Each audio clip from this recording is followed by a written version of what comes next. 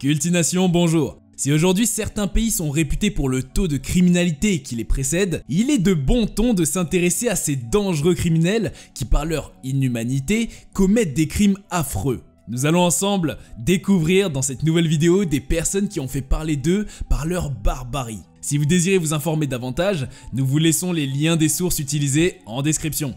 Car avec Cultination, il n'est pas question de faire la pub du mal, mais de vous informer sur des faits historiques.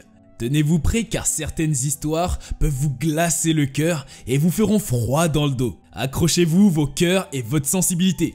Allez, c'est parti! Commençons votre liste par ce serial killer français, le Grêlé. C'est l'histoire terrifiante d'un tueur en série au visage grêlé qui donne son surnom à l'affaire. Nous sommes en région parisienne, spécifiquement dans le 19e arrondissement de Paris où il a été découvert le corps sans vie de la petite Cécile Bloch, âgée de 11 ans. L'affaire débute en mai 1986. Comme toutes les matinées, les parents de la jeune Cécile se rendent au travail. Un travail qui ne se situait qu'à quelques mètres de la maison. La coutume était qu'après le départ des parents, le fils aîné, alors âgé de 24 ans, se rend à son tour au travail. Il est donc de coutume que la petite de 11 ans se retrouve seule et se rend à l'école avec ses camarades, l'école n'étant pas du tout loin de la maison. Mais cette fois, c'était la dernière fois que la famille voyait leur petite fille. Il est 12 h, l'heure à laquelle Cécile est de retour et sort promener leur chien. La mère de la jeune fille appelle plusieurs fois, sans réponse. Elle appelle l'une de ses camarades avec qui elle emprunte souvent le chemin, mais ce qu'elle apprend la précipite chez elle. Cécile ne s'est pas rendue en cours ce matin-là. Malheureusement, après plusieurs recherches, la petite est retrouvée morte au sous-sol de l'immeuble où était leur appartement. La famille fond en larmes. C'est le cas de Cécile qui permet aux enquêteurs de faire un lien avec plusieurs autres affaires avec les mêmes modes opératoires. Notez que le matin du meurtre, un jeune homme bien habillé au visage étrange avait été vu par des témoins dans l'ascenseur de l'immeuble, notamment par les parents de la victime et le frère de la victime. Nul doute, ils venaient de croiser l'assassin de leur enfant. Mais vous vous demandez certainement comment arrive-t-il à opérer à 1 heure de pointe où tout le monde est dehors, se rend à l'école, au travail ou rentre du travail de nuit. Son mode opératoire reste identique. L'ascenseur ou la cage d'escalier, le sous-sol et l'abus à l'abri des regards. Ce mode opératoire a pu être décelé en reliant une succession de meurtres. Plus aucun doute, il s'agit bel et bien du Grêlé. Très vite, l'enquête prend une nouvelle tournure. Grâce aux descriptions des victimes ayant survécu et de quelques témoins, un portrait robot est réalisé puis publié dans tous les journaux. Cette affaire va connaître un rebondissement incroyable. Pour pouvoir atteindre sa prochaine victime, qui était une certaine Marianne, alors âgée de 14 ans, le Grêlé, notre tueur en série, a cette fois prétendu être un policier à la recherche de quelques informations pour une enquête de pollution sonore. Il pousse la fille à l'intérieur, la ligote, force avec et cambriole la maison et s'en va. Un faux flic ? De toute évidence, son mode opératoire change. On était là en 1987, soit une année après l'agression de Cécile. En 1994, il y aura une autre agression qui suit le même mode opératoire. La différence dans cette affaire est que sa nouvelle victime, qu'on va nommer Ingrid, s'est laissée vite faire parce qu'elle avait désobéi à sa mère qui lui avait interdit de prendre ce chemin. Mais sur le chemin, la conduisant au commissariat, elle constate que son agresseur, le faux flic, avait l'air agité à la rencontre d'une voiture de patrouille qui devrait les dépasser. À ce moment, elle avait compris que c'était un agresseur. Le corps sans vie de sa nouvelle victime fut retrouvé dans une ferme abandonnée. Mais comment pouvait-il connaître l'existence de cette ferme qui n'est pas très connue et qui s'avère être en réalité le point d'entraînement pour les policiers? Est-il vraiment policier? On y revient. Grâce au progrès des enquêteurs, on pourra découvrir que l'ADN recueilli sur les 3 jeunes filles était identique. On est bien face au même agresseur, le Grêlé. Certains de ces crimes avaient une interprétation de culte satanique, comme le cas d'Irmgard Müller, retrouvée comme crucifiée nue dans un appartement où elle travaillait avec son patron. Presque de 3 décennies après son premier forfait, l'enquête de la police française n'a pas réellement connu une avancée significative. En 2014, soit près de 30 ans après, la juge Nathalie Turkey, désignée comme 9e magistrat instructeur de l'affaire Cécile Bloch, décide de reprendre l'enquête du début pour aller jusqu'au bout. Son génie va pousser les recherches vers une autre piste, celle du flic que les enquêteurs ont écarté. Elle décide de recenser l'ADN de tous les policiers ayant travaillé dans la région parisienne à cette époque. Son travail dure 7 ans. Et en 2021, l'enquête mène vers un flic du nom de François Vérove qui se suicide après avoir laissé une lettre à son épouse. L'ADN recueilli sur son corps est bien le même que sur les précédents crimes.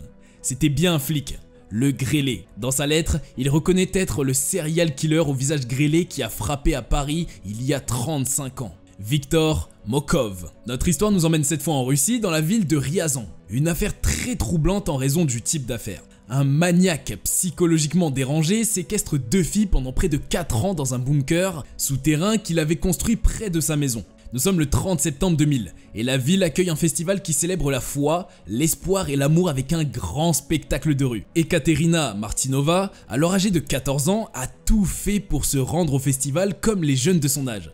Au départ, elle devait se faire accompagner par sa sœur qui n'a pas pu se rendre disponible à ce moment. Elle y va donc avec son amie Elena Samokina qui avait 17 ans. Après le festival, normal, les 2 jeunes filles décident de rentrer mais les bus étaient pleins. Elles décident de marcher le temps de prendre un bus à un autre arrêt. Mais pendant qu'elles marchaient, elles sont abordées par un homme qui leur propose de monter pour qu'il les dépose. Le conducteur était accompagné d'une femme qui leur propose à boire. Elles acceptent, mais bientôt elles commencent à perdre connaissance. Ce fut le début d'un interminable calvaire qui va durer 4 ans. Cette femme à côté de lui n'était rien d'autre qu'une simple passagère à qui il a proposé de la déposer chez elle à condition de l'aider à jouer son coup.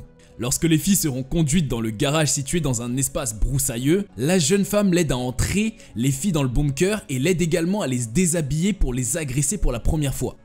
Après leur réveil, elles se retrouvent piégées dans un espace clos sans fenêtre. Il n'y avait que 2 lits, une télé, de quoi cuisiner et quelques meubles. Durant leur séjour emprisonnées, les jeunes filles seront agressées plus de 900 fois. Lorsqu'elles commettent une faute, les filles sont privées de nourriture et d'eau et reçoivent des gaz lacrymogènes. Mais avant elles, le bunker avait été habité par une autre occupante, une certaine Elena Malakovka, qui réussit à s'échapper après 2 semaines de séquestration et d'abus. Pour ne pas être jugée, elle décide de ne rien dire et se mue en silence. De toute évidence, personne ne croirait son récit. Dans la foulée, Lena, la plus âgée des 2 victimes, est tombée enceinte 2 fois. Malheureusement, elle n'a jamais revu ses enfants car Victor s'en débarrassait. Il se contentait juste de laisser les nouveau-nés devant une habitation et s'en aller. Leur calvaire s'arrête lorsque l'une des filles arrive à transmettre un message SOS à une locataire du maniaque. Victor fut condamné à 16 ans de prison et 10 mois de réclusion. Il a été libéré en 2021. Dennis Nielsen. Connu sous le nom de l'étrangleur à la cravate, il est un tueur en série passionné par le meurtre. Tout commence par des égouts obstrués et empêchant la circulation des eaux et tout ce qui doit y passer. En effet, Dennis vivait dans une maison partagée à Londres. Cette condition est d'autant plus malaisante pour lui car il ne retrouve pas l'espace dont il disposait dans sa précédente habitation. Pour remonter dans le passé, Dennis commet son premier meurtre lorsqu'il était dans l'armée. Il était habité par des fantasmes assez inquiétants. Avoir des rapports avec un homme qui ne peut pas se débattre. À la base, son enfance était très mouvementée en raison de son orientation sexuelle. Il ne parlait pas de filles comme les autres enfants de son âge et était très souvent moqué. Ce fut le début de ses fantasmes. Après quelques temps dans l'armée et dans la gendarmerie, il décide de prendre un autre chemin et enchaîne les petits boulots. Il loue une maison avec un accès au jardin qui ne sera autorisé qu'à lui seul. Il rencontre un homme avec qui il va vivre quelques temps, puis ils se sont séparés. Cette séparation est pénible pour lui et il décide que plus aucun homme ne l'abandonnera. Sa maison au 195 Melrose Avenue va devenir un lieu de massacre témoin de ses premiers meurtres. Il commet donc plusieurs crimes qu'il arrive à masquer en brûlant les corps dans son jardin. Mais notez qu'après avoir passé du bon temps avec ses victimes, il les étranglait et les faisait s'asseoir à côté de lui. Il prenait soin d'eux jusqu'à ce que l'odeur empeste la pièce, puis il les mettait sous son plancher avant de les incinérer plus tard. Malheureusement, après que son bailleur l'oblige à quitter les lieux en raison d'une rénovation, il emménage dans une nouvelle maison, lieu où tous ses crimes sont mis à nu à cause d'une erreur. En effet, n'ayant plus accès à un jardin pour faire ses buffets funestes, après son rituel, il découpe ses victimes dans sa baignoire et se débarrasse de certains morceaux dans la cuvette des toilettes. Pas très intelligent. Évidemment, ce n'est pas un acte encouragé. Ce sont ces déchets qui se sont accumulés pour boucher les égouts. Il fut arrêté le 9 février 1983 et reconnu coupable de 16 meurtres. Il écope d'une peine de prison à vie.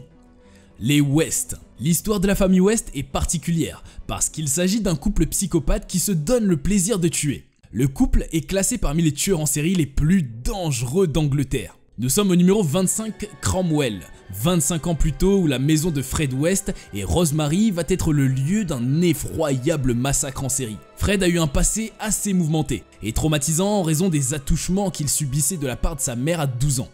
À ses 20 ans, Fred est accusé d'abus, répété sur sa sœur de 13 ans qu'il met enceinte. Il quitte sa famille pour un mariage qui ne fonctionne pas. En effet, les deux partenaires vivaient avec Charmaine, fille de Rona, née d'une précédente relation. Très vite, les deux femmes se retrouvent sous l'emprise sadomasochiste de Fred. Rona est appelée à se prostituer pour arrondir les fins de mois, et Charmaine est constamment abusée.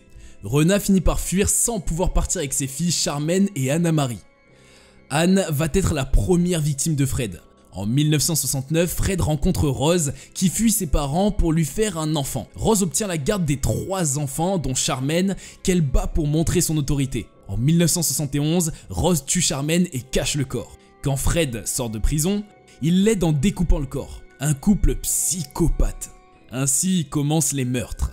Le couple tuait, démembrait et enterrait les victimes. Après leur arrestation et une fouille de la maison, on découvre également les restes de leur première fille, Heather, et plusieurs autres victimes. Fred se suicide en prison 1 année après son incarcération en laissant un mot doux à Rose. Même dans le massacre, ils s'aiment toujours. Robert William Fisher. Ce nom ne vous dit peut-être rien, mais pourtant c'est le nom de ce père de famille totalement dérangé. Notre histoire prend place à Scottsdale, en Arizona aux États-Unis. C'est dans cette ville, pour le moins reconnue pour ses sublimes villas, que vit la famille Fisher. A priori, la famille paraît normale et très unie. On n'avait pas grand chose à critiquer tant qu'il y avait de l'harmonie. Très vite, on comprend que cette harmonie n'était qu'apparente. Le 10 avril 2001, alors que tout le voisinage dormait encore, un bruit de violente explosion retentit. La maison des Fisher était en flammes. Il a fallu 3 heures aux pompiers pour maîtriser les flammes qui étaient alimentées par les flammes. Bientôt, les enquêteurs allaient comprendre que l'incendie a été provoqué. Ils y ont trouvé la mère étranglée et les enfants avec un sourire du Joker, mais pas le père. Les recherches pour le retrouver ne donnent rien. Robert s'est comme volatilisé. Personne ne l'a plus jamais revu après le sanglant massacre de sa famille. Le meurtrier de Jessica Ridgway. Jessica Ridgway vivait dans une zone pavillonnaire avec sa mère et se rendait chaque jour à l'école à pied. Pour petite information, sa mère travaillait de nuit. Eh oui, je vous vois venir. C'est un travail classique sans dessus-dessous. Alors une fois rentrée du travail, elle dormait presque toute la journée. Mais rassurez-vous, la petite est bien gardée en l'absence de sa mère. Le vendredi 5 octobre 2012, Jessica prend le chemin de l'école pour rencontrer ses amis avec qui elle se rend en cours. Sauf que ce matin-là, elle ne se rendit jamais à l'école. C'était le dernier matin de sa vie. Elle est déclarée disparue 8 heures après son départ. Malheureusement, son sac est retrouvé 2 jours après contenant ses effets sur un trottoir. 5 jours plus tard, soit le 10 octobre, on retrouve ses restes démembrés sans la tête, les bras et les pieds. Mais qui peut bien faire une chose pareille ? Dans les investigations, une croix est retrouvée près du corps. Cette croix appartient à un jeune garçon de 17 ans nommé Austin Sieg, qui avoue avoir kidnappé, tué et démembré la petite fille. Il est ensuite jugé comme un adulte, mais échappe à la peine capitale parce que les faits s'étaient produits alors qu'il n'avait pas 18 ans. Quelle cruauté! John Joubert. Ce tueur en série a été scout, ce qui lui a permis d'avoir des aptitudes qui vont l'aider dans ses meurtres, notamment comment ligoter avec de meilleurs nœuds. Pas le genre de boy scout qu'on a envie d'être. Depuis son plus jeune âge, le gamin est obsédé par une envie de tuer. Notez que c'est un garçon très intelligent qui a commencé à lire très tôt. Il a un QI estimé à 123. Ses fantasmes s'expriment à l'âge de 6 ans. Ses fantasmes ne se résument qu'à vouloir étrangler les personnes. Et il l'a bien essayé sur ses babysitters qu'il a voulu étrangler. Mais malheureusement, ce n'était qu'un petit garçon sans grande force. Au fil des années, ses envies s'intensifient. Et il a de plus en plus envie de ligoter les gens et de les étrangler. En 1974, à ses 11 ans, la famille déménage à Portland, où il va faire sa formation de scout. Et c'est d'ailleurs pendant son stage qu'il vole les cordes qui vont l'aider dans ses actes. Il décide de passer à l'acte un après-midi. Sa première victime est Sarah, une jeune fille de 9 ans. Il va sortir un stylo et lui enfoncer le dos. Il prend plaisir à voir la peur dans le visage de ses victimes. Il enchaîne les actes d'agression sans pouvoir tuer. Il est rapide, frappe et s'enfuit. Mais après quelques années, en 1982, John se rend compte qu'il est gay et cela va tout bouleverser. Il aime les garçons et pas que, il aime les petits garçons. Il tente d'abuser d'un petit garçon qui ne se laisse pas faire et qu'il tue finalement. Après ce meurtre, il déménage. Il répète ses meurtres après la mort de son ami qu'il n'a pas supporté. Son mode d'opération est le même, le poignard. Il est arrêté et a plaidé coupable pour ses meurtres et est condamné à la chaise électrique dans l'état du Nebraska et meurt le 17 juillet 1996. Pamela Smart. C'est une affaire qui a fait beaucoup parler aux États-Unis tant par la ruse de la dame que par son indifférence. Pamela Smart était à l'époque une jeune femme qui avait été décrite comme détestant son époux dont elle voulait se débarrasser. Rapidement, elle mit en place son plan machiavélique. Elle savait qu'à la mort de son mari, elle hériterait d'un patrimoine en assurance assez important. En effet, nous sommes à Derry, où Pamela est professeure dans un lycée. Elle arrive à se rapprocher d'un de ses élèves, qu'elle charme très vite, et avec qui elle a eu des rapports répétés. Cet élève s'appelle William Billy, qu'elle avait réussi à manipuler. Elle faisait croire au jeune homme que ce qui les empêchait d'être unis pour la vie était son mari Gregory Smart, dont il fallait se débarrasser. Très vite, le jeune va mettre en place un plan d'attaque pour se débarrasser complètement de Gregory, son mari. Cela se fera en l'absence de Pamela qui devrait être à une réunion. Cela cadrerait bien avec un cambriolage qui a mal tourné. Chose ironique, avant de partir ce jour-là, Pamela emporte tous ses objets de valeur. Le meurtre a eu lieu et le jeune homme était content d'avoir Pamela pour lui. Malheureusement, cette joie fut de courte durée, car Billy a été arrêté de même que ses complices, et ils ont écopé d'une peine de prison qu'ils ont fini de purger à ce jour. Pamela, quant à elle, refuse d'admettre les faits, et clame son innocence en prétendant ne rien savoir. Elle fait preuve d'un sang-froid incomparable, et ne montre aucune compassion pour son mari. L'auberge rouge. Nous sommes en France, précisément à Peyrebeye. Le long d'une route de campagne qui était un chemin pour les voyageurs et fermiers du coin qui se rendaient aux foires pour vendre leurs produits et bétail. C'est le long de ce chemin que va être construite l'auberge de Berbel, qui sera surnommée par la suite l'auberge rouge. Cette auberge appartient au couple Martin. Le couple gère l'auberge d'une main de fer et très rapidement se fait une réputation. Les affaires prospèrent et rapidement le couple devient riche et s'achète de nouvelles terres. Mais les conjoints Pierre et Marie commencent à attirer l'attention et la curiosité. Comment pouvaient-ils devenir riches en si peu de temps? Rapidement, on arrive à déceler au couple une centaine de meurtres. La plupart de ceux qui y entrent ne ressortent jamais. Après avoir dépouillé les victimes, ils les tuent. Ils avaient pour complice Jean Rochette, leur domestique. Ils furent arrêtés le 1er novembre 1831. Leur procès débute le 18 juin 1833 et le 2 octobre, la justice décide de les guillotiner. Mais avant de mourir, le domestique maudit en disant « Maître, que m'avez-vous fait faire ?» La famille Bender. Cette famille, comme la famille Martin, a construit une auberge le long d'une route empruntée par des voyageurs à l'ouest des États-Unis. Ils seront connus pour leur barbarie et la méchanceté dont ils ont fait preuve. Leur mode opératoire était simple, l'auberge était divisée en deux, par un drap derrière lequel se tenait le père de famille. Il se cachait derrière le drap et attend le signe de sa fille qui usait de ses charmes pour attirer les voyageurs et elle pouvait savoir s'ils étaient riches ou pas. Lorsque le père Bender recevait le signe, à un simple hochement de la tête, il frappait violemment à la tête sa victime. C'était une histoire horrible et désolante. La pire des familles tueuses en série de tous les États-Unis. Malheureusement, la famille n'a jamais été condamnée parce qu'ils ont fui. Aucune trace d'eux n'a pu être retrouvée. À leur actif, ils comptent une dizaine de meurtres. C'est la fin de notre vidéo. Mais avant de partir, surtout n'oubliez pas de liker, de partager et de vous abonner pour plus de vidéos. Avec Cultination, vous en apprendrez davantage. Allez, à très vite pour une nouvelle vidéo sur Cultination.